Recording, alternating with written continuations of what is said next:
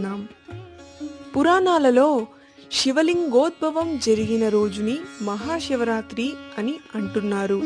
అది శివలింగోద్భవం ఎలా జరిగిందో ఇప్పుడు మనము తెలుసుకుందాం. ఈ కథ రూపంలో తెలుసుకుందాం. పూర్వము బ్రహ్మ విష్ణువులకు తమలో ఎవరు గొప్ప అనే విషయంలో వాదోపవాదాలు జరిగాయట.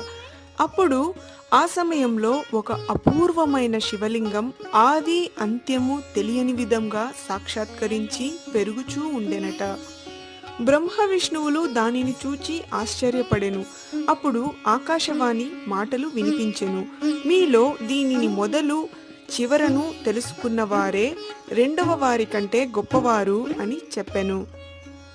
అప్పుడు హంసవాహమునికి బ్రహ్మ ఆ లింగం పై భాగమునకు వెళ్ళెను.